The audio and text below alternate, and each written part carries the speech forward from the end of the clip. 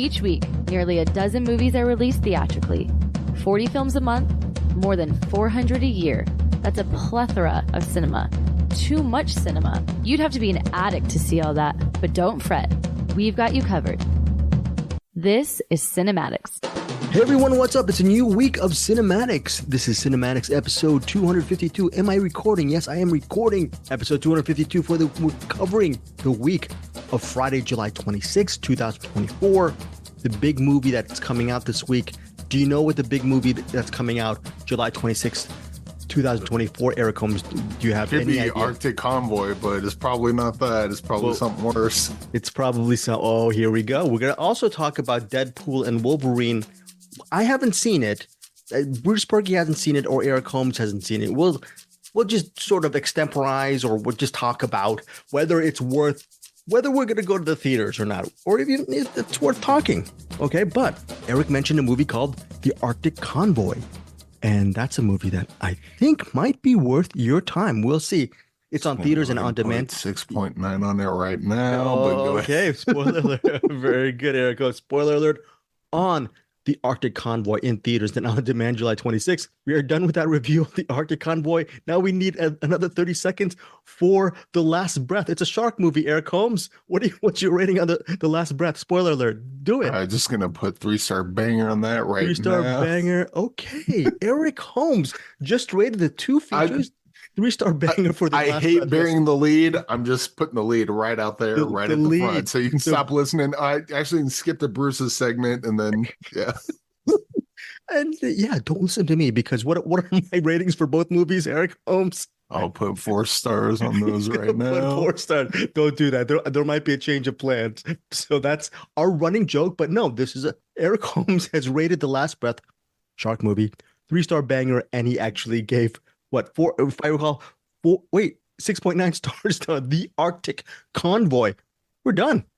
Eric, this is our shortest episode 252. All right. Anything else you want to say? Thanks for listening. Come back next week. All right. Here's Bruce. Now, here's Bruce in 3. Oh, wait. Oh, no. And here's Claire.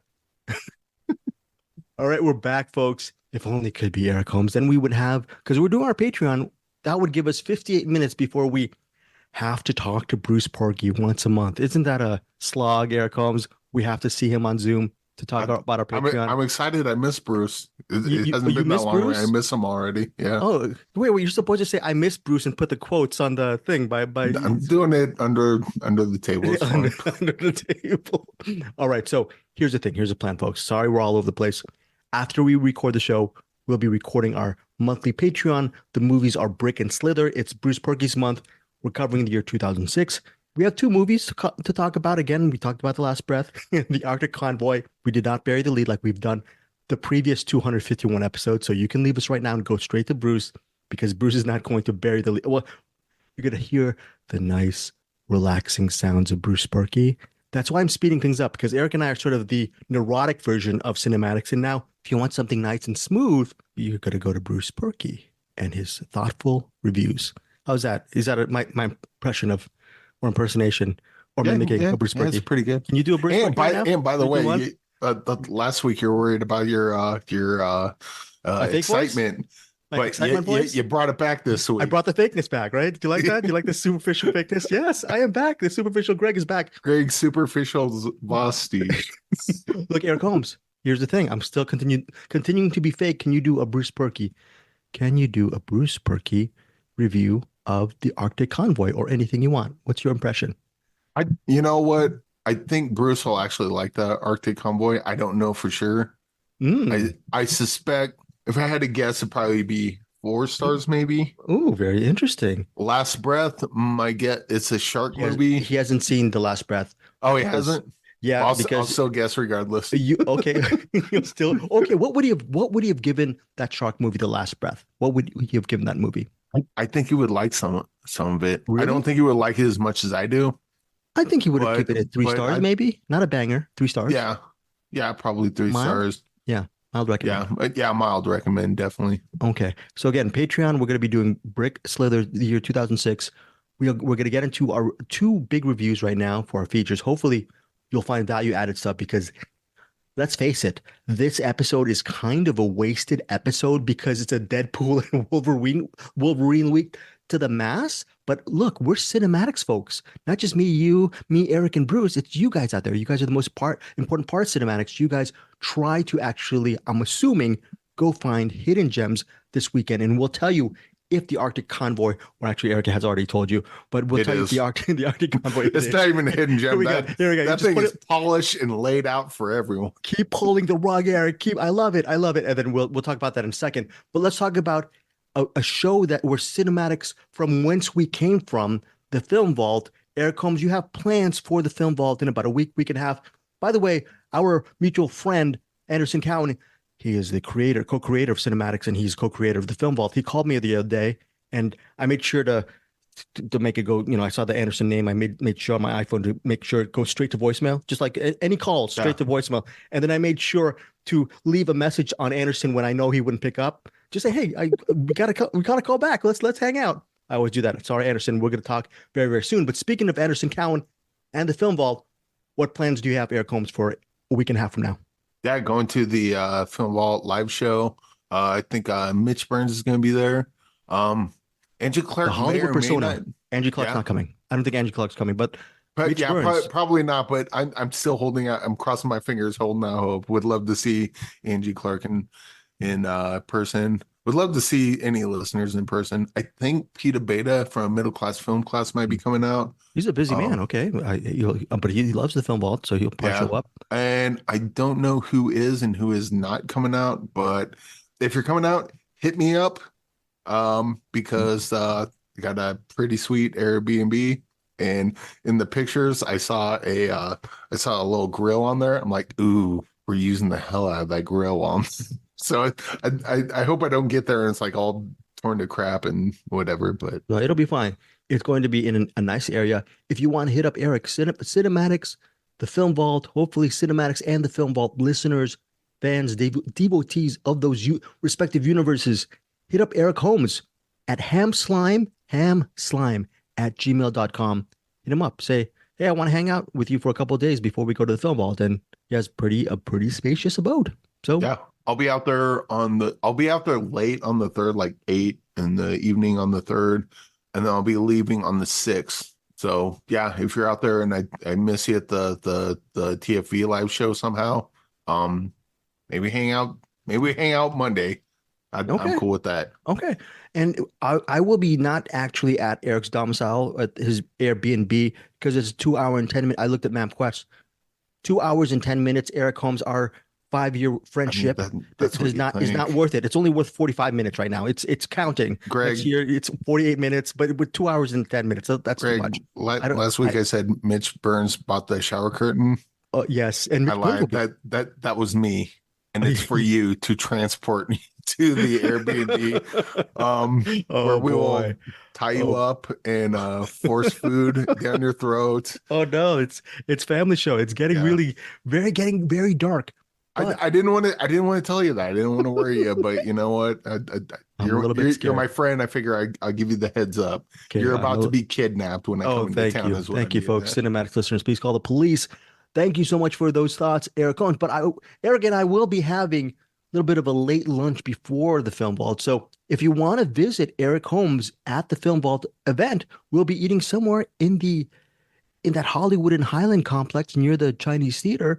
Make sure to stop by and say hi to Eric Holmes after I pay the check, because I will not pay for whoever's coming to the table. I'm only paying for Eric Holmes' check. You get that, right? No one, Mitch, make sure you talk to Eric after I'm done with the check, okay? Because I'm very cheap, Eric. I'm treating you to dinner that night. FYI, it's cool. You got Mitch. All right, Mitch, you are invited to dinner as well. Okay, so the Film Vault, that's again August 4th, I believe, Eric Holmes. Yes. Okay, so if you want to check that out, go to, I think, is it andersonandbrian.com? You know the Film Vault. Go check it out. And hopefully, if you haven't gotten tickets, go get your tickets right now and go see Eric Holmes. More importantly, go see Anderson and Brian and Avery and the whole crew over at the Film Vault. And I don't know why do I keep... Can we plug something on CinemAddicts, Eric? Pitch man. A drum roll. Go ahead. Pitch something right now for CinemAddicts. CinemAddictsPodcast.com, where you can get all your shower curtains and other murder kit needs. Murder kit needs. Shower curtain, paddle tennis. What is it? Paddle ball, paddle tennis? Pickleball. Pickleball, right? And Pickleball shirts. set. You don't. We don't have stickers anymore, but shirts and I don't know, maybe hats. I'm guessing. No, Mugs. they had stickers on there, but they were like I mean, all the stuff on there is Mugs. way too expensive, but like the stickers were like $6-7 or something like that. And like, for a sticker, really? Right, So right. That's true. hopefully, and I keep, I haven't looked that hard, but I keep, keeping an eye out for a place that we can sell stickers for cheap. Oh, good. Because I mean, honestly, stickers should probably be free, but you can't do that online. Okay, I'm talking Either way, still looking. CinemAddictsPodcast.com. Check us out for your merch needs. Support me, Bruce Anderson. Anderson still gets a cut. And of course, Eric Holmes, who's working very hard on CinemAddictsPodcast.com. I'm going to stop the fake, fast Greg Srisavasdi voice to throw this over to Eric just for some quick thoughts to our good friend, William Lindis. What do you want to say about William? He is such a great friend of ours, great friend to the show. Most importantly, a great human being. Eric Holmes. Yeah, William Lindis, a complete sweetheart. And of course, it makes sense that life, they always life seems to hit on the good people, and which William Lindis is definitely one of. Apparently, he's got cancer right now. That's the bad news. The good news is, I believe they caught it early. It's small, so they could probably, William seems pretty hopeful about it. The doctors seem pretty hopeful about it. But yeah, I met, we've talked to William Lindis online more than a couple times, and I met him once in person when he came out here. He was in Denver, and yeah, William Lindis is such a great person. Just want to give him all the hugs and all the love and wish him all the best. And anyone else listening that would like to do so as well, he's more than deserving of all of that. I hope for the best. Everything seems like they caught it early enough that it's probably good. But at the same time, it's like, yeah. Don't take William from us. Please do not take William from William us. Lindis He's too good of a person. I love him too much. He's a great person. William, this is Greg Srisavasdi. I glad had myself through Cinematics a lot, but he is, when I look for a review, because, my life is so one-dimensional. I'm all about movies, but William Lindis is one of the few people that I really trust for just a great movie insights, movie reviews. He sees the movies way earlier than any of us do. And he's just a really good soul. I know it's such a cliche to say that, but the way he approached his movie podcast and movie criticism, I think is the way he approaches his life, which is it's a lot of sincerity and integrity and insight. And honestly, I can learn a lot from William Lindis, and I continue to learn a lot from him, and I love him very much. Yes, Eric Holmes. I was going to say, if I was to give William Lindis a rating, it would be 6.9 star banger. 6.9 star banger. I don't know, William. I don't know. I would give you probably 2.5 stars. So some days I don't know about you, William. So you give him 4 stars. I'd give him 4. No, I would not give William Lindis 4 stars. You're a 5-star human being. Okay, 4 stars is reserved to all the 99 million movies I give 4 stars to. But William Lindis, 5-star guy. Look, Movie Bears podcast. If you've never heard William Lindis and his crew before, check it out. Go on Apple Podcasts, whatever podcatcher you're on. Or actually join us on our Cinematics Facebook group. He is just a great, great human being. And he bought one of our shirts. Remember what shirt did he buy? That was one of our CinemAddicts family show, but it's on the Cinema Richards. It's on the Cinema Richards. What can I say? Hey, Dick is the name of a short. It is. It's short for Richard. Okay. Yes. Family show. But thank you, William Lindis, for the merch. Private Eye. They're also called dicks. Yes. Detectives. Cinema Dicks. Cinema Detectives. That's what we are. That's what it means. Private Dick, my excuse for not dating. So William Lindis, all joking aside, we love you. Get better. And we're looking forward for you to come on Cinematics and tell us about your movie picks, what you think, and maybe you can replace me, because I think sometimes I give too many horrible ratings, and I think we need some real ratings on this program, like Eric and Bruce gives. Now, all right, let's get to our features. I mean, 2 of the ratings I'm going to give today are made up ratings. Yeah, because look, Eric and I made this sort of Faustian bargain. It's not actually a bargain, folks. We didn't see any of these movies, so tell us how me and Eric did on these fake reviews of these movies called The Last Breath. Okay, Now, let's get okay. Eric. Yeah, let's get serious about having fun. Yeah, let's get serious about having fun. It is a shark movie, The Last Breath. That's all you need to know. But here is the plot summary. Quote, finding the long-lost wreck of the warship USS Charlotte has been the lifelong pursuit of Levi. That's the late Julian Sands. He is an expat running a tourist dive business in the British Virgin Islands. And then there's Noah, played by Jack Parr. He is a college dropout who helps Levi in his diving business. And one day, Noah's college friends, they come to the Virgin Islands to have fun, hang out with Noah. Thing is, Levi and Noah discovered the warship USS Charlotte at the bottom of the ocean. And this could be a very big boon for their business. But the thing is, Noah lets out to his friends that they found that warship, and they should probably go down to the ocean and explore. Noah doesn't want to because he thinks it might be a little bit dangerous. But one of his friends, one of his rich friends, offers them $50K for that expedition. They go on that expedition to find that USS Charlotte, go on, and lo and behold, there is a shark, at least one shark, right, at the USS Charlotte. And obviously, all of their lives are in danger. That is the premise of The Last Breath. Let's face it. Here's the thing about this movie. I think the first 20 to 25 minutes is just getting to know these people when they visit Noah. So it's sort of the requisite getting to know you. People have their past ghosts and demons and whatnot. There's also this girl who used to date Noah, and she's Charlotte. No, not Charlotte. I'm trying to find her name, but I'll look her up on IMDb. She's another main character, and she and Noah used to be partners in crime back in college, but now they've gone their separate ways. I'll look up IMDb what her name is, but Jack Parr, and Julian Sands are the main characters in The Last Breath, along with the other college friends, and of course, the shark. What I really loved about The Last Breath is after all of that getting to know you business is done on shore, most of the film takes place underwater, and it's pretty well done and pretty cool to see what director Joaquin Hedden does. And it just seems, for its indie budget, I think it punches above its weight, and it's a fitting end to Julian Sands' career. Rest in peace. He has a really meaty role in this film, and I really love where his character goes in The Last Breath. It's pretty resonant as well. So The Last Breath, as far as just escapist fare, well done. And if you love underwater shark movies, that isn't your sort of straight up exploitation shark movie. This is, I think, a little bit above that. Really good drama. And I love the shark stuff in the underwater. Well executed. I'm giving it 3.5 stars out of 5 for The Last Breath.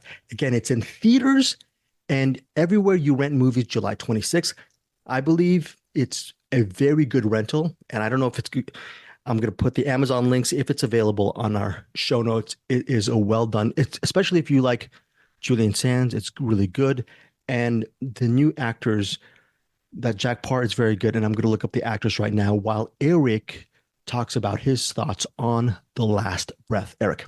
Yes. So I remember when Titanic came out, they had I don't know if they're like special features or whatever, but they had them going down to look at the Titanic. This movie feels like that. And then, because they're exploring a sunken ship and they're looking for treasure. So you got the treasure hunting movie, and then you throw a shark in there. And it's weird because, like earlier I said, 3-star banger. That implies that this is like a shark, like mayhem. Like what was that? Sure. The Sharknado stuff, like Sharknado. Yeah. Even the last one we saw, the one in Paris in the.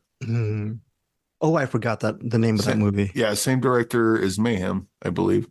But either way, that right. The one that's on Netflix. The one on Netflix. I'll look that up right now. Yeah. So that shark movie was like, that movie's all about the sharks. Like, how are they going to kill people? And, it's all visceral and exciting.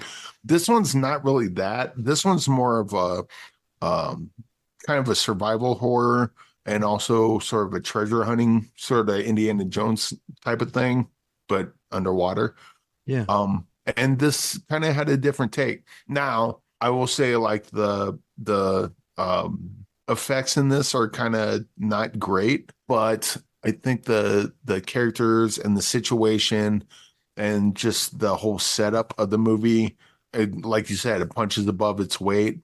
So I can kind of forgive the bad shark CGI. The tension is good. The way they set up. Oh yeah, the tension is great. Yeah. And then even It's they very have logical. It seems very logical when someone gets injured, they don't go completely crazy with the execution. You know what I'm saying? You can see architecturally where things are going in the movie. I like the way it was mapped out. That's all what I'm was saying. that 47 meters down.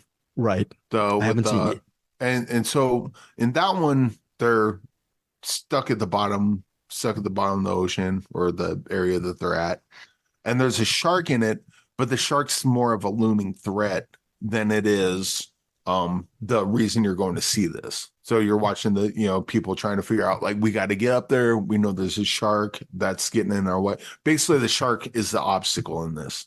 Yes. They don't find that out till later, but they're doing the treasure hunt, and then now we got to get back.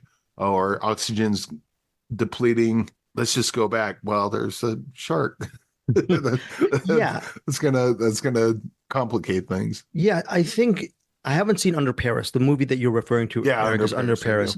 I'm assuming that movie, which is currently, if I recall, streaming on Netflix, that directed by Xavier Gens from Mayhem. You and I, we love, and even Bruce loves Mayhem so much. Probably one of our favorites of this year. No one, by the way, has seen Mayhem. That's such a great action movie. Find it. I think it's just Mayhem with an exclamation mark, but it's just Mayhem. Yeah, it's set in Thailand. I think it's just it's a movie. I think I would love to rewatch that movie. That's how much and that's probably one of the top revenge thrillers I've seen. Period. So it's so good, and no one has seen it, Eric. It's ridiculous. Okay, so I'm assuming Under Paris is more of a genre-fied shark film because it's agents, and like you were in. The last was more like a survival thriller kind of thing, right? It's more and Under Paris, you're going to Under Paris to watch the ridiculousness of the different shark kills. Like, you're watching all that. This is a different animal. This is a little slower, but a lot more tense. You do have the what's his name? The rich guy that funds the thing. Okay, yeah, I forgot what his name is, but there's sort of a really rich like his character, like his character's totally an archetype, but it's an archetype that works in this because I just want to choke the crap out of him. Right. And the love interest in this movie, who has agency of her own in this film, that actress is Kim Spearman. Forgive me, she's given as one. Kim Spearman, Jack Parr, and Julian Sands are the main. I didn't know that Julian Sands died. That's actually sad. He's the guy that's on the boat the whole time. Yeah. Oh, you didn't know that? Yeah, he passed away. I had no idea until you said the late Julian Sands, and I thought he maybe talking about his character. I'm like, did he die? I can't remember. But I'm the Asian boy who cried wolf. But no, he passed away, and he was found. He was missing for months. He was. I think I'm messing up the story, but I think he's somewhere hiking or exploring. And he was found. His body was found. So that's like the same thing that happened with can't remember her name now. But yeah, Tarantino's editor. Oh, really? I didn't know that. She went out for a jog and then just just died, and then someone ended up finding her. That's sad. Very, very sad. Sands was missing for months. He loved nature, so that's why I was alluding to his character. It's a fitting, sort of a quote unquote end to his career because. This character also loves nature, and so it's a really resonant. And what his character does, vis-a-vis some of his actions in this film, is pretty resonant as well. But with the limitations on this movie could have been bad. But I love this. I love the direction. Writing's good. The characters are good. This movie should not work, but it does, and that's why I'm giving it a 3-star banger. If you like shark movies, you're going to be in. If you like kind of treasure hunting adventures, you're going to be in. If you like suspense, you're going to be in. If you're into, actually, I should probably just give this 4 stars. Actually, give it 4 stars. It's not even really fitting the 3-star banger because I'm trying to think of if you don't like good movies, this will not bring you to good movies. Okay, Eric, change your rating to 4 stars. 4 stars for Eric. You know what? I'm actually down with that.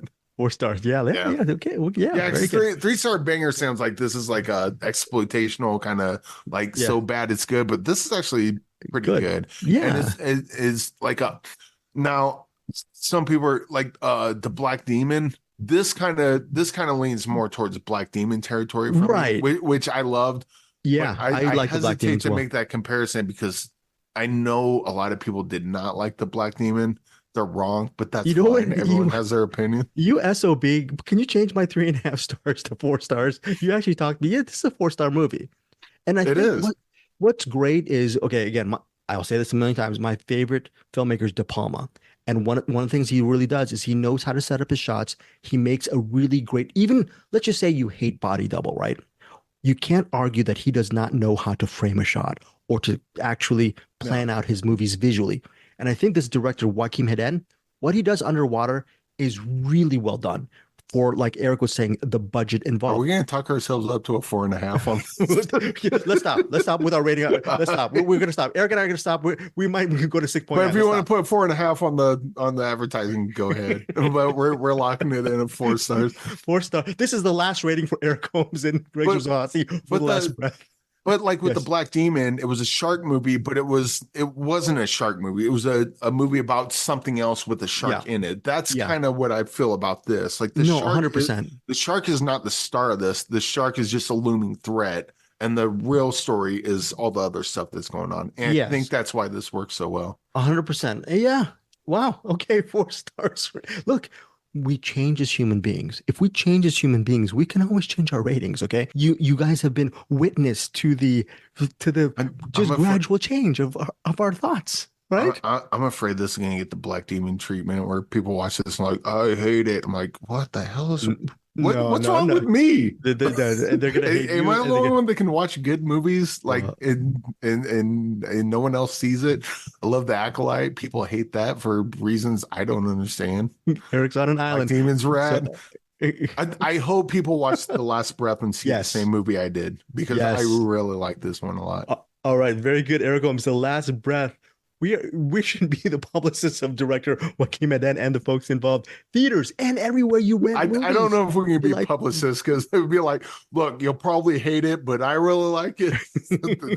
Probably not the greatest thing. And then also publicists are very organized. You and I are horrible with that. So theaters and everywhere you rent movies, July 26th. Bruce would make a good publicist because he's a very good and thoughtful and very organized human being. He does our Google Docs every week. So that is, and he's very good and punctual and everything that me and Eric are not. Now let's get to the Arctic Convoy.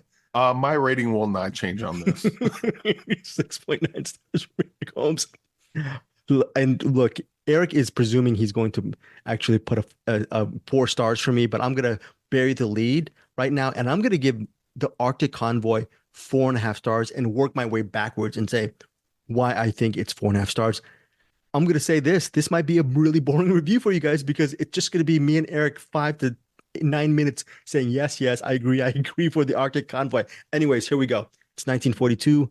Quote, the leader of a convoy carrying vital military supplies to a Norwegian outpost decides to proceed through treacherous enemy-infested waters despite the recall of their military escort. That is a lot of words. So let's just say it's 1942, World War II, Norwegian ship. It's not a ship that is carrying it's carrying military weapons. It's a convoy, right?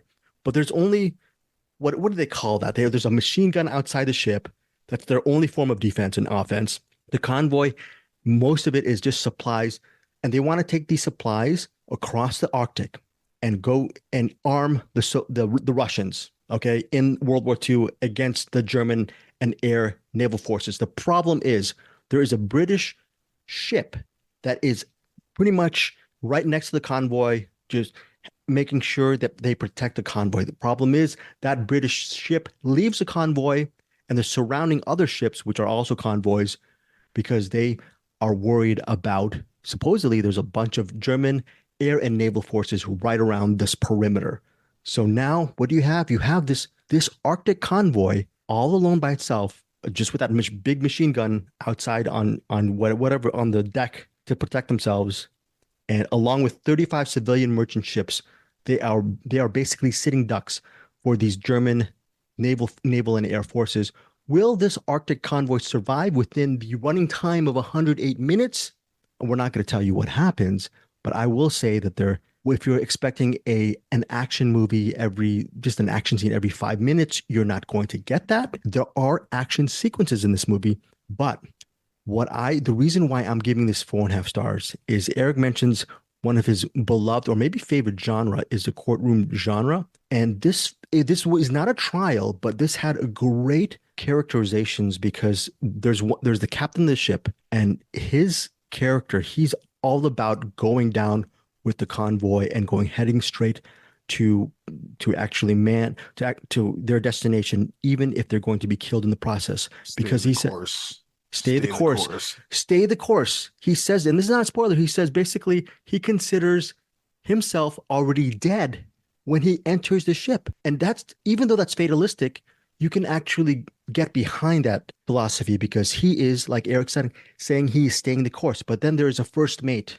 We're not going to get into the first mate's past, but the first mate has more of a well-rounded philosophy, meaning, well, we're surrounded by German ships. Maybe we should hide out for a while and not go on that straight line. And maybe we should actually just turn the convoy around and head to Iceland for safer waters and then travel and for another day because everyone else, he wants to save the people on the convoy. So most of the movie has these two people battling their philosophies. And as a viewer, at least for me, I was shifting my alliances quite often, and I loved it. Ended up being more of a philosophical take on what would you do if you were the captain or the first mate. And amidst all of this philosophy, you get maybe within every 15 to 20 minutes, some interesting action moments. And it's a very tense film. I love the Arctic Convoy. Yes, 4.5 stars for me. I've been blabbing too much. Eric Holmes, your turn. All that, everything Greg said is true. And I will distill it down into this movie is Fury on a boat. That's all you need to know. Fury on a boat. I think the only thing I didn't really, it's not that I hated, but like could have done without is the opening titles and then the closing titles. Don't need that. Like just, throw us into the movie proper, as they did after the titles, and I get it. And I'm here and I'm starting to learn about the characters and I get all the characters and I follow them, care about them. And then the situations happen, like the first situation happened. Highly rewatchable, right? Highly rewatchable. Oh, hell yeah. Yeah. But like one of the first scenes, they're in the boat and one of the ships like far off, like blows up and they're like, what the hell? Oh no, submarine. And then you just see like the things like the submarine just kind of go under and it's like, oh crap. And then the plane comes in and then you see the bombs like hit and just miss a submarine. It's like that. It's a bunch of scenes like that where it's like, oh, this is so good. And like the action scenes are really great. I can ask a dumb question. And then hold on. So the action scenes are really great. And then once the action scenes are over, now we're stuck back with the characters. Yeah. And I'm really feeling like what they just saw, they're all shooken up by it. Now all of a sudden what I thought 10 minutes ago is off the table because of what just happened. And it just kind of goes like that. Like the action scenes are few and far between, but when they hit hard because they do the groundwork to build you up to those action scenes. Yeah, look, when the action scene stops with most movies, you're saying, okay, let's get to the next one. Let's get to the next. No, all the drama. You're a writer. It's just, don't you think it's just a well-written movie? Yeah. And in fact, it's weird because watching this, I'm like, I don't feel like I'm watching. This is like one of those movies you watch it and you forget you're watching a movie. Like, it worse. I felt like I was watching a documentary. Like there's a camera crew following this crew around, and I'm falling in love with them, understanding them, being annoyed by them, whatever you feel for each one because they're all different, people. This thing is great. I just kept getting tickles the whole time, and then I won't get to the ending. I won't give away the ending, but holy crap! That was probably the tensest thing in the whole thing. It's like, are we gonna do this? Are we gonna go A or B? Which one is it? Right. And And oh look, my God, that you was know so what? good. What's so interesting, Eric, is you're either going to go A or B, and there's going to be a result, right? One Yeah. of those choices are going to be wrong.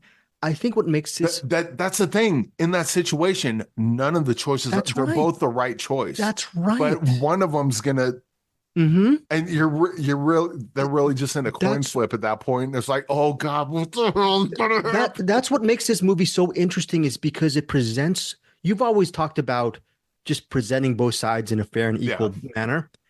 And that's what this movie does with the first mate and the captain and the people on board. You see both sides equally, and you end up making decisions on your own. This is a movie that makes you think, and while giving you the genre-fied experience. And I Yeah. think that's a rare thing to do. So, I would also say, I don't know if Bruce would be annoyed by this or not, but the camouflage scene. oh yeah, there's a great. That's a We don't need great to say what camouflage. it is, but Yes, I was like, that is clever as hell. I would that is never thought clever. of that. But That is and then clever. they had the shot that kind of shows how that works. I'm like, yeah.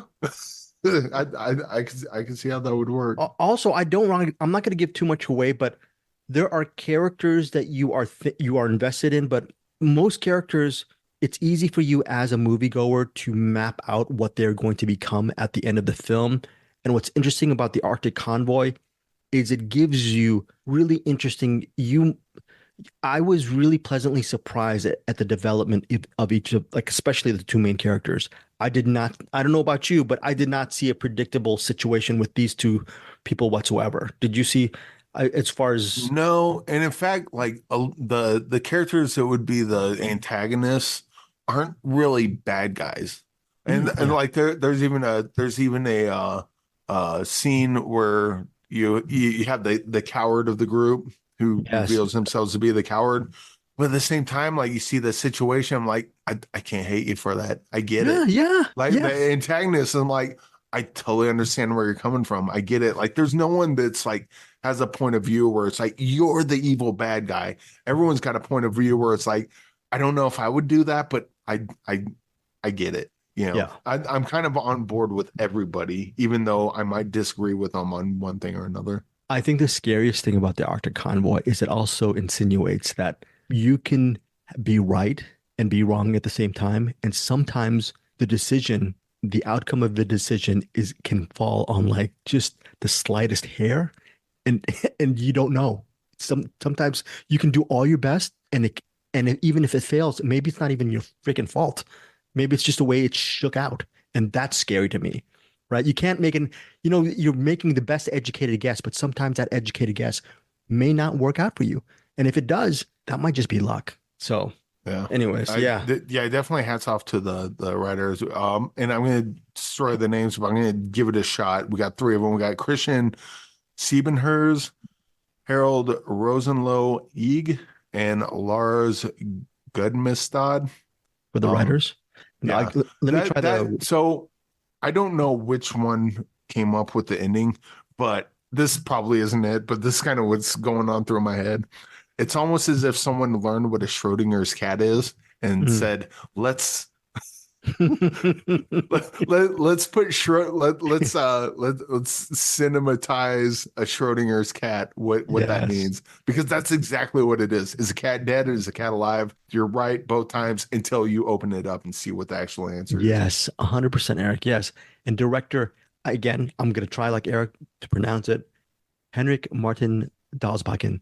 This is a fantastic film, folks. If the Arctic Convoy is not in your local theater, please give it a shot, rent it. If you like very argumentative, very interesting thrillers, philosophical stuff, and if you like tense thrillers, it's there, and action. And the Arctic Yeah, Convoy, that's the thing. We should probably stress more. Like the action is few and far between, but when but the action hits, it hits hard. Like the action scenes are great in this. Eric, why do most, in your opinion, as a cinephile yourself, $100 million movie or $150 million movie out in the theaters, maybe it's going to be something like the Arctic Convoy, comes out in theaters and it's made in the US and it's directed by some, big budget filmmaker. I'm not going to name any names, Michael Bay, and you're thinking, why does this movie have no level of tension or stakes? The action just glosses over you, and you don't. But whereas something about the Arctic Convoy, which is made in on compared to something like that, a shoestring budget, but you're just right in the thick of things, and you're scared. And I think what they do with the special effects is not so bad, right? They do a good enough job. You know what? If there's scenes in the special effects, I wasn't even paying attention. I was just locked in. Yeah. Wow. I'm sure if I go back and be like, oh yeah, that's totally CGI or that's totally whatever.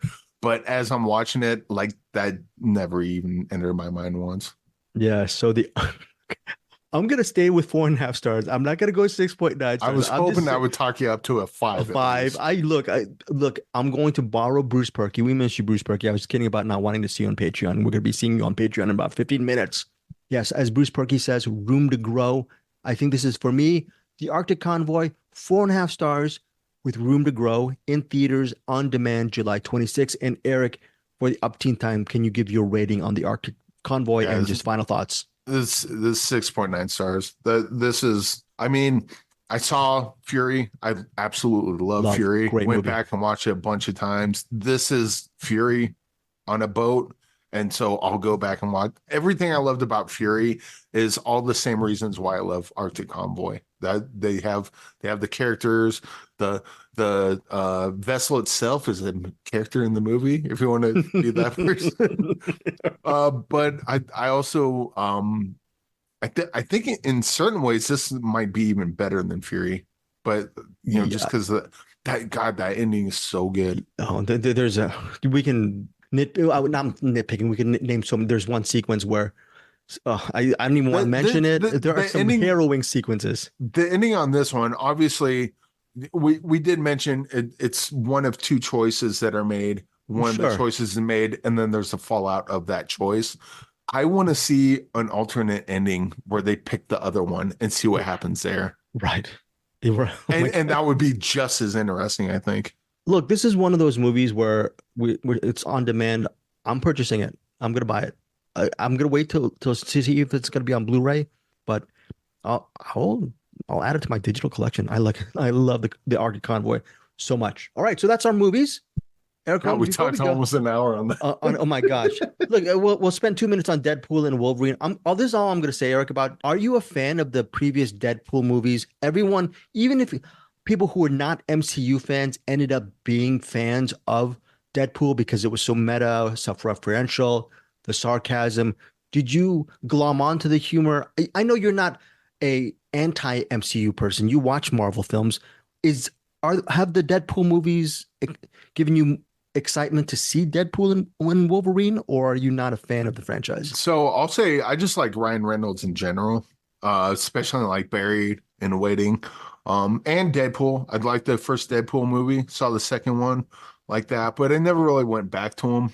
Like neither did I. Yeah, I think with the second one, I was excited to see Shatterstar, and they killed him like as soon as hey, here's Shatterstar, bam, he's dead. And that was a good joke in the movie, but like I was like, I really was hoping to see Shatterstar and Cable and Domino come together and do the X-Force, but whatever.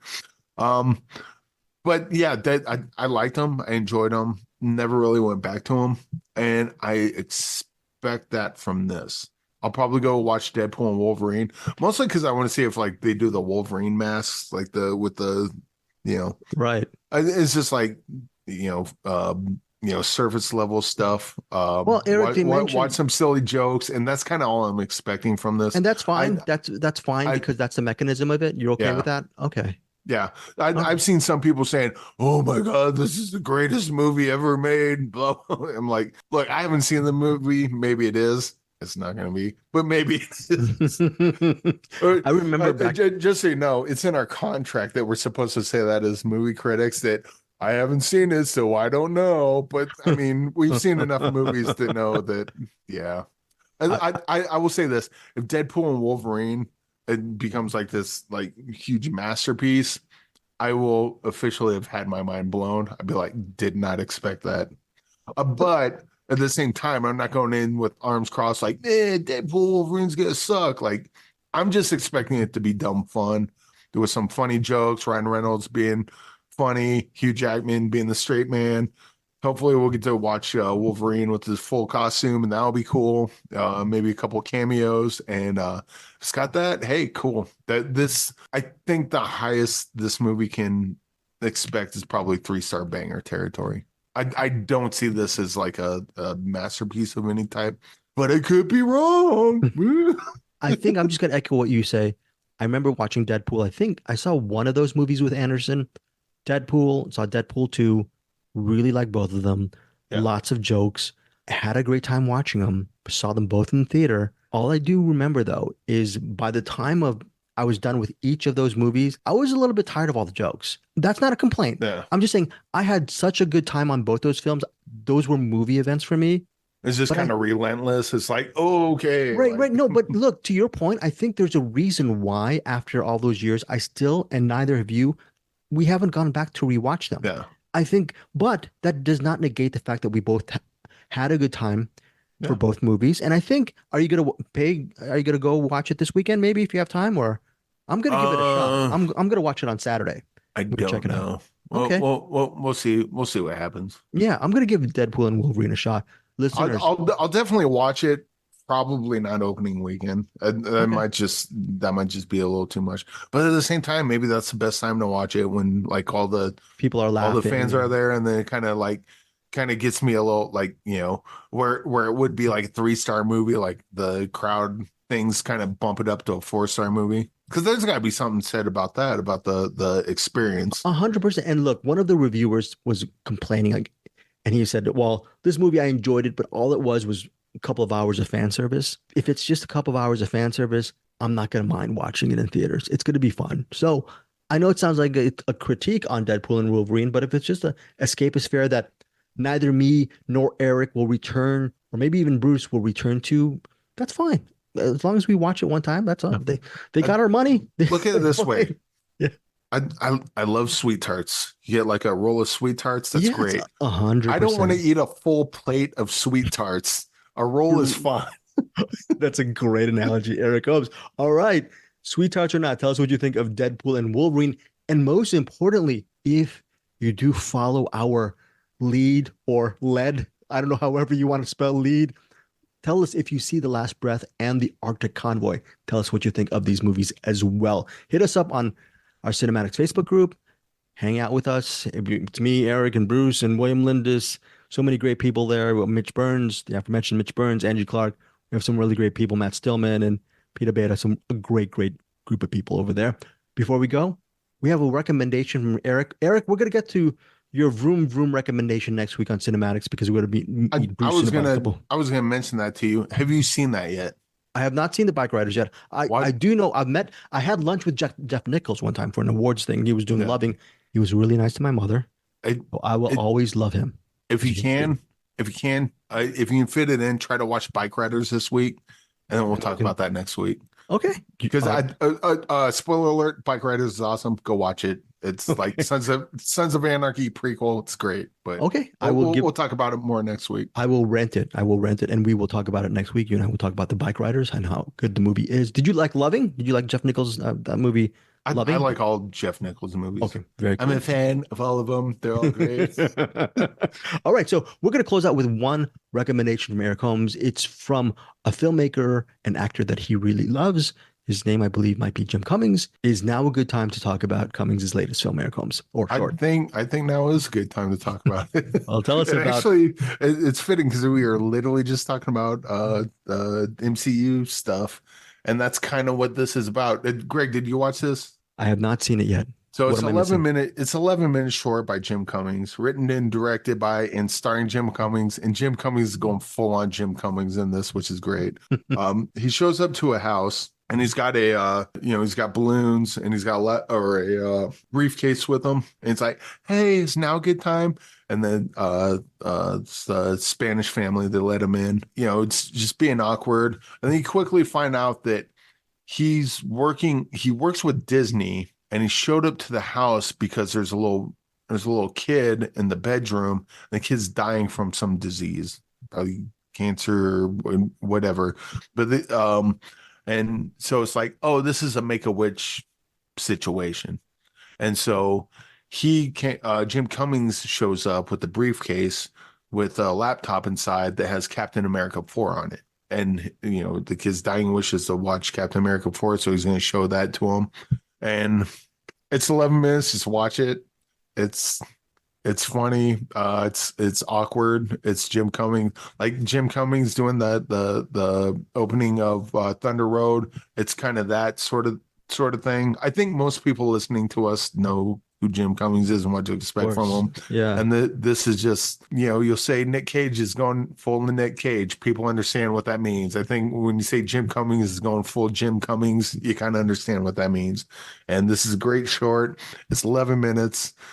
Greg, if you want to watch it real quick and we can talk about it. I'll go step in the other room because I'm not allowed to watch this, and I'm going to have to take your cell phone as well. But that is now a good time. Really good. And yeah.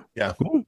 All right. So check it out. Yeah, go find it on YouTube. It's on what is YouTube. So you know what? We'll put a link. We'll put a link on I'll find the link and I'll put on the Google Doc. And we'll put on our show notes and a final Jim Cummings promotion. The Last Stop in Yuma County, a film that all three of us loved. It's currently available, I'm assuming on digital, but it's also available on Blu-ray, courtesy of Wellgo USA. And that's The Last Stop in Yuma County is a fantastic, fantastic film. Do you want to say anything about The Last Stop in Yuma County before we go? I think we already said it all when we talked about it, but you know what? It's awesome. People in a diner. I don't even know how many times I watched it at this point. That movie's like, you've watched it more than 2 times, 3 times? That movie's got the rewatchability on that movie is insane. Yeah. It's just one of the, it's like a, I don't know, like a Reservoir Dogs or Boondock Saints or Breakdown or think of any movie you've watched like 100 times. Last Stop in Yuma County is that movie. Okay. Well, that's a great recommendation for Eric Holmes, especially if you are a physical media enthusiast and you have not purchased The Last Stop in Yuma County, maybe it might be a good shot. Yes. I was looking for the link to put in the Google Doc. It's literally right next to the name. Okay, no worries. I'll put it there on our show notes. We're going to see. This is inside baseball, but I just like to let our listeners know how stupid I am sometimes. No.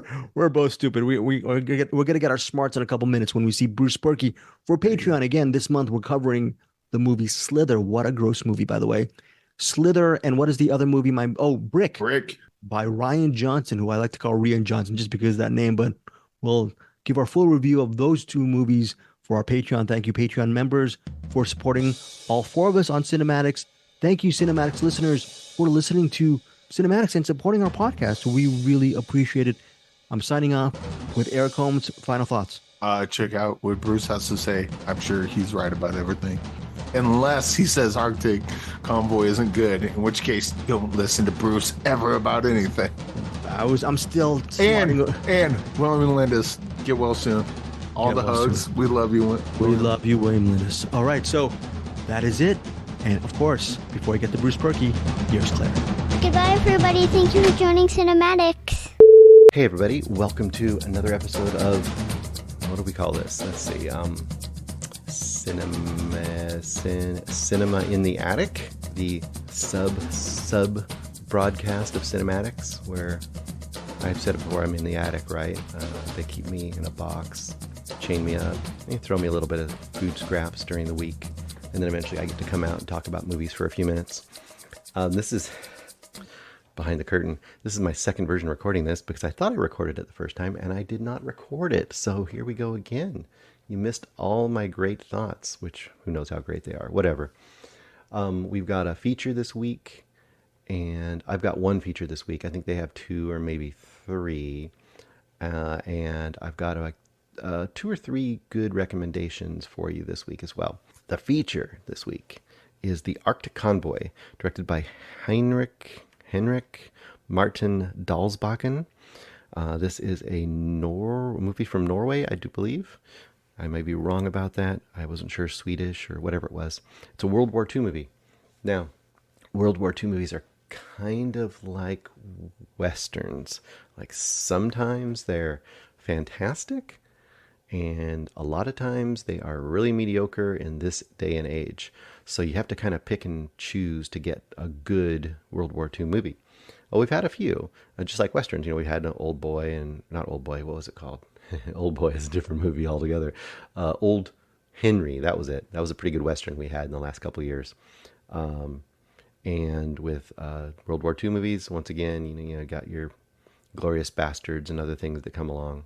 So this movie, a little different, which is unusual.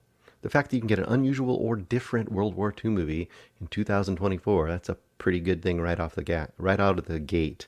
What is the basic concept of this movie? So you have, Allied troops in the Russians that are stuck way over in the cold winter, and they're having a hard time getting any supplies. So the other allies over towards Iceland are getting convoys of ships and, taking all of those goods, which are mostly probably, weaponry and whatever, bullets and different kinds of artillery and whatever, and they're bringing them over in, convoys of 40 ships from Iceland all the way over to Murmansk. And they have British, warplanes kind of protecting them as they take their giant convoy over there. And the convoy is not with military personnel. It's actually civilian personnel, which is the other kind of big difference here.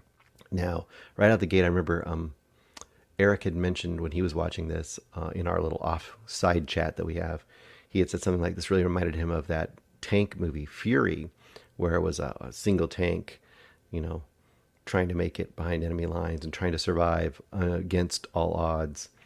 And I also thought of Das Boot, similar in a U-boat. But with this version, of course, you have I'll tell you why it becomes a single boat. You have a single boat of civilians, they're not military people. So they're having to survive against military people, against big odds with their little boat. And the reason it's their little boat is because very quickly, like right out of the gate, the forces, whoever's running the forces says, disperse. Convoy, disperse. Apparently there's some kind of a threat, and if they're all grouped together, they're afraid that the convoy will get kind of destroyed en masse by various U-boats and other maybe warships coming their way. So if they all disperse, some of them have a chance of getting through. That's the basic idea. And immediately, our little boat that we're following, there's debate among the crew and among the captain and the crew, because it seems to be at that point a suicide mission. Like, why, if they're just out there all by themselves, they're sitting ducks. There's a first mate that's kind of new on the ship, and he might have different opinions than the captain, and there's other members of the crew that kind of might have different ideas as well. So that gives you some conflict right out the gate. Now, on the negative side, if you're a person that wants a real high action-packed World War II style of movie, more like a Sisu kind of a movie, this is not that. This is more classic tension, one situation, then maybe some group discussion and some pauses, and then another situation that's a stressing or a threat for them, that kind of a thing. So, but if you like that more classic style World War II adventurous sort of a movie where you've got, just everyday people or everyday sailors kind of in what might seem to be unwinnable situation and a very stressful situation, this may really hit the mark for you. I would say there's a little CGI in here to get some of the larger shots that wouldn't be, doable with practical effects. And I think they do it pretty well here with the CGI. It doesn't distract me. It didn't distract me much. I think it was used to great effect, where you have long shots of a whole bunch of ships, or of ships going through, I don't know, ice fields, and you see a, warplane coming up overhead. All of it, I think, was done to pretty good effect. And also, I really enjoyed how in this movie you have them facing some kind of a situation. I'm not going to say what the situations are, because discovering that in the movie is kind of a good part of the fun if you're enjoying this movie. But when they come up to a dangerous situation, you get to really see them trying to problem solve that, but problem solve it from their point of view, which is not being a warship and having very limited ability to combat anybody. Like, how are they going to survive, situation A and then situation B? And once again, I think each time one of those comes up, that is if you're enjoying the movie and the way it's progressing, that is the kind of thing that's going to really pull you through, because you'll put yourself in that, kind of that, those shoes. Like, what am I supposed to do in this situation? Like, here is this military threat to me, and how do I survive it? So all that being said, I think it's pretty darn effective. I enjoyed it quite a bit. I don't know what the guys think of it. By the little comment that Eric made, I'm thinking he at least liked it, if not loved it.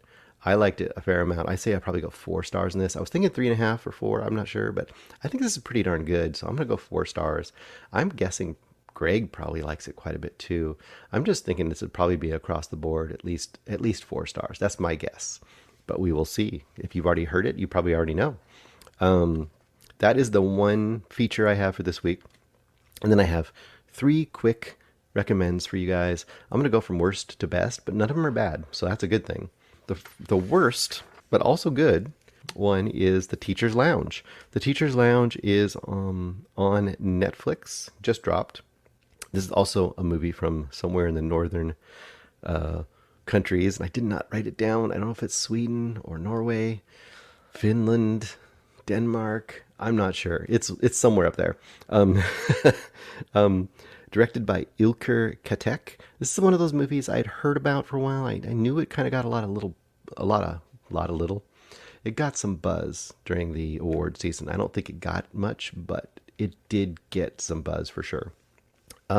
This stars Leone Benesch as Carla, and she is really the main star. She drives you through this whole movie. It takes place all in the school. It looks like it's a middle school, most likely by the ages of the kids. And the basic concept is, as we drop into the story, she's a teacher, Carla.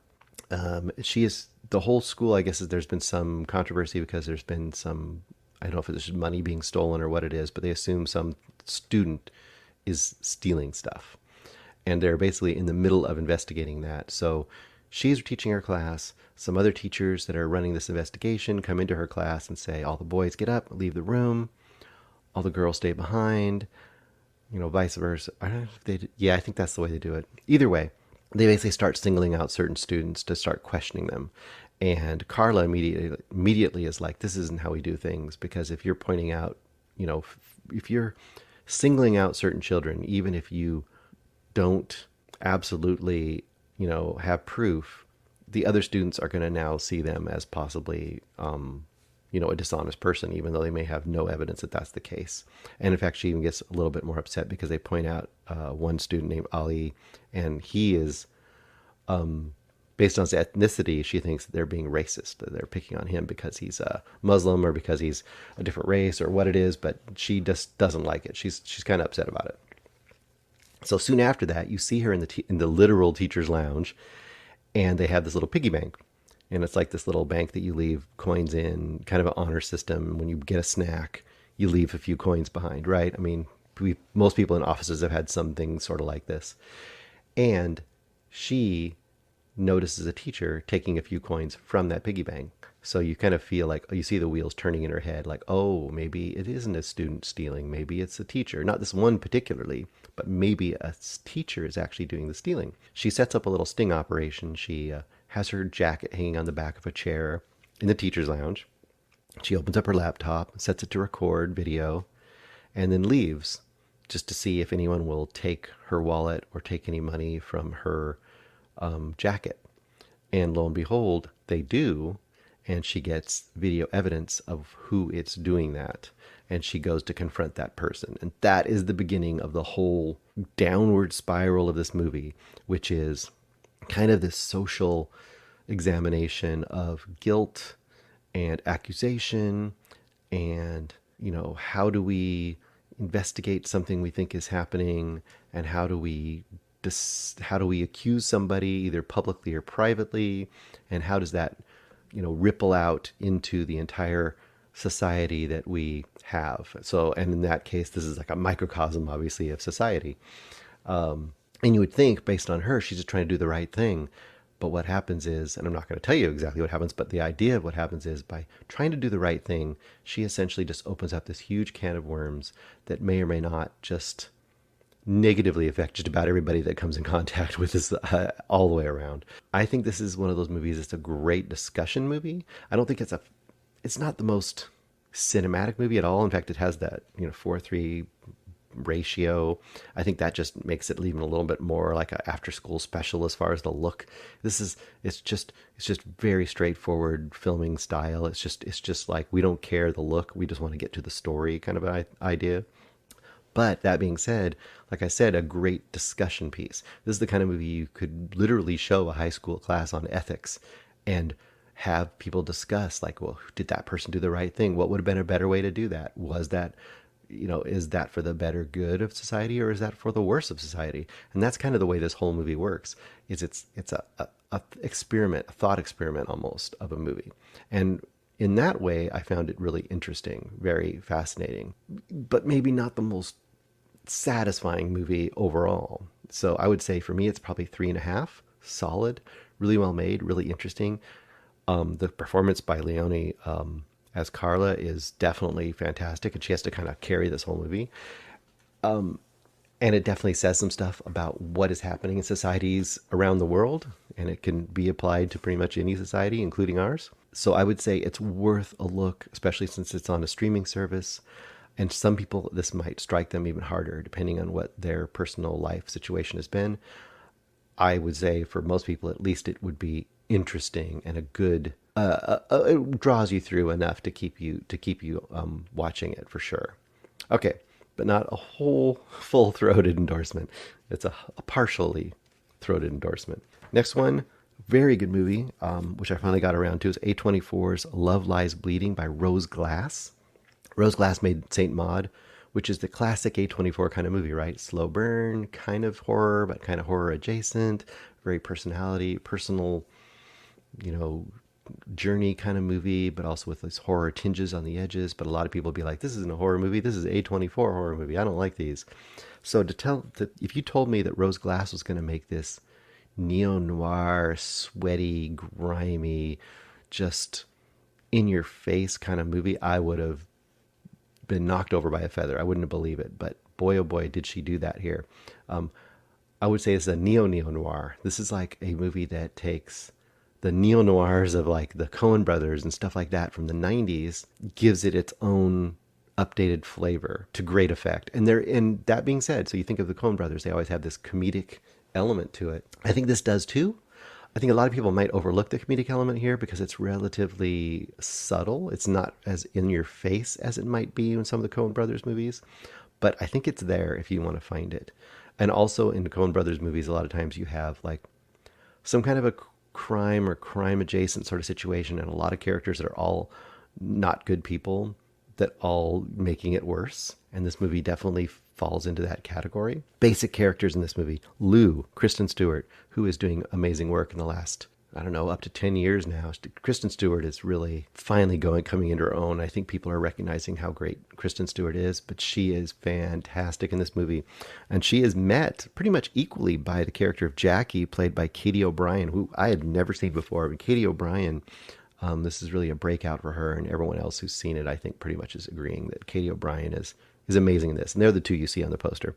Along with that, you have Dave Franco, who's been he's become notorious lately, and he plays a notorious character in this, so it actually fits. He plays this real slimy character, so you're like, cool, I can buy him as that. It's like throwing Kevin Spacey in a role where he plays a total scumbag. You go, that's fine, it's a good role for him. You also have Jenna Malone in a pretty great role, and you have Ed Harris as Leo's dad. And boy, oh boy, Lou's dad, sorry. Lou is Kristen Stewart. In fact, I think they even call him Lou Sr. And the thing about this is, you think of Ed Harris is like, you always think of him like he's getting kind of grizzled and older now. He's bald. And he's bald in this, but he's got the hair on the sides and around, like that Friar Tuck. He's got it grown out really long, so he looks like this weird, it's like this, it's not a skullet or a mullet, but it's kind of like a bald mullet, and it's just scraggly, and he just looks like he's a meth crime lord or something. But what he is he's not a meth crime lord. In this, he's kind of the crime lord of this little tiny desert town in the late 80s, which is when this takes place. And basically he's got a gun range and you know he's doing criminal stuff on the side, like running guns or something. He's doing something like really not good. And he has a really strained relationship with his daughter, Lou. Lou hardly even talks to him. She works in a local like muscle gym.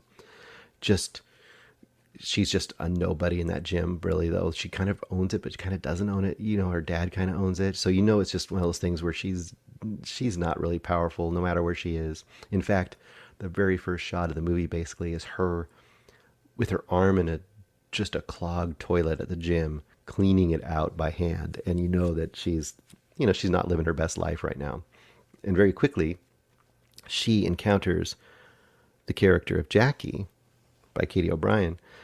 Jackie, who is just passing through town, is in her gym, and Jackie is just muscular and like a vision to her. You see Lou looking at Jackie as just like smitten, kind of like just immediately just a deer in the headlights when she sees Jackie. The way they do the meet cute in this is pretty great. The meet cute is basically she starts talking to Jackie after they're closing the gym, and immediately Lou is like, hey, come here, I got something for you.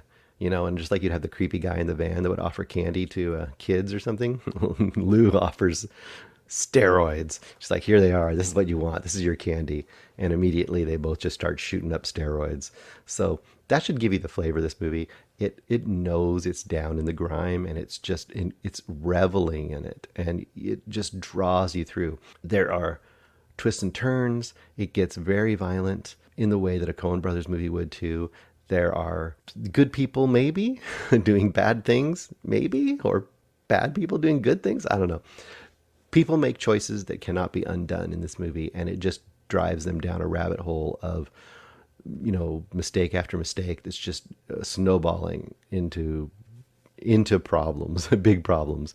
And like I said, along the way, there are definitely some very low-key, darkly comedic moments, which I loved.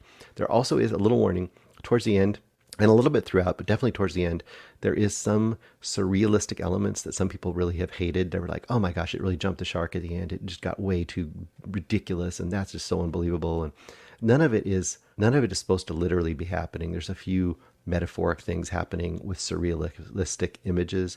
I don't think it's that hard to figure out, and I don't think, even if you don't like it, it barely makes a difference in the movie. I think it was fine. I think it was cool. Some people have had a problem with that ending stuff. And I think the one little thing that I'll bring up is Rose Glass had a pretty great quote when she was talking about her own film here.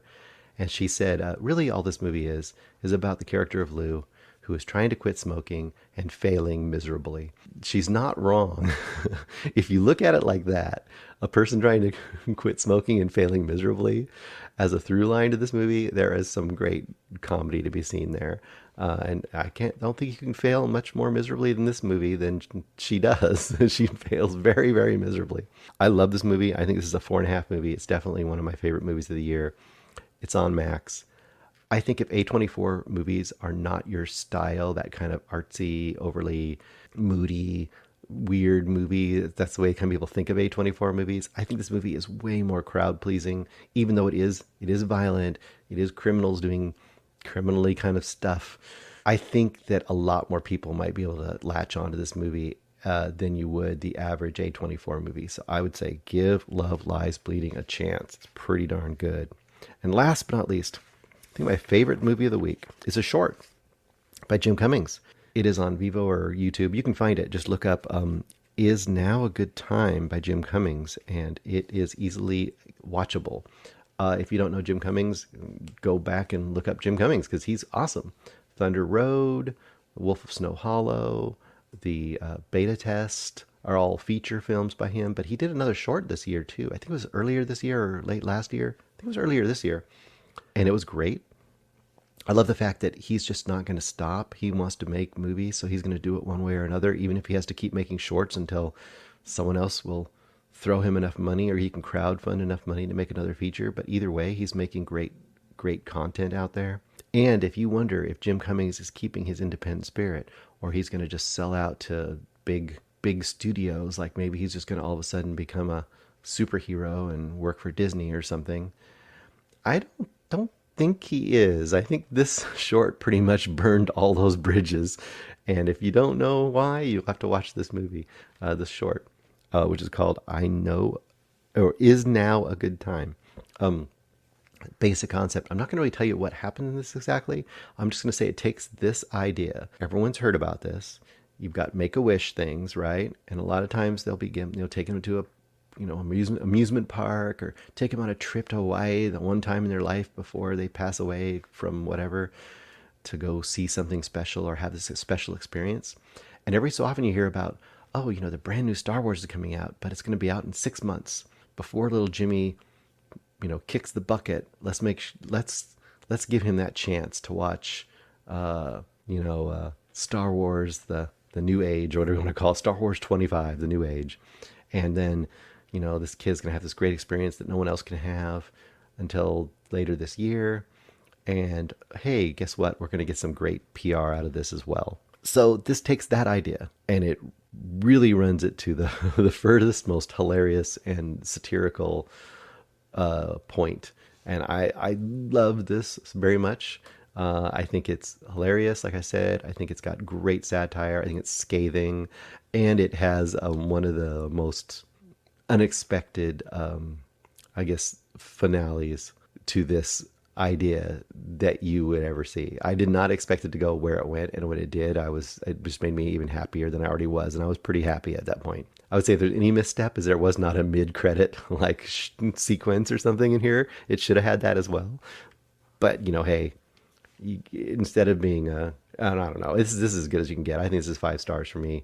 Or I am sure if Eric does not give this a 6.9 star banger, I don't know Eric at all, because this has to be that for Eric. Anyway, he's probably already talked about it. You probably already heard his idea about this. So I think we've come to an end. I will climb back into the box, and they're gonna shackle and chain the box shut. Like the crate from Creepshow. I'm pretty much like that. Like they have to chain it shut, and they lift it. There's a little gap. They can lift it enough to throw me some scraps. Just to keep me watching movies. They have a little monitor in there so they can feed me the screeners for the week while they literally feed me a few scraps of, usually it's rat meat, but whatever's handy. Anyway, till next week's Cinema in the Attic, I guess that's what we're calling this. Cinema in the Attic? Cinema in the Attics? Do I have 2 attics? I don't know. Well, you tell me. What is this called? Is there a sounder? Is there music? I don't know. We shall see you again soon. Oh, last thing. I almost forgot. You have a new Patreon episode coming up here. We are going to be recording a Patreon later this day about 2006. We have 2 movies. We have Slither, which I've seen once before, and we have Brick, which I have never seen before until this week. And that is the choices we had based on a poll we put up on the CinemAddicts group. The top winner was actually The Fall, but I couldn't find The Fall. It's not streaming. You can't rent it, and you can't watch it for free anywhere. So unless you can find an expensive Blu-ray or DVD of it, you can't get The Fall right now. So, oops, darn. Anyway, so that's why we picked Slither and Brick. So hopefully you'll enjoy that too. If you're not a Patreon member, you can become one for $5 a month. And you can get that episode as well as a whole bunch of interviews and spoiler materials and early releases of episodes. But you know what? Just you listening is awesome. So if you don't want to be a Patreon, or you just don't have that kind of free money to throw around, just listen to what we put out every week, and hopefully you're enjoying it. And we love to hear your feedback and your thoughts and suggestions and whatever else you have to come our way. All right, everybody. Talk to you soon.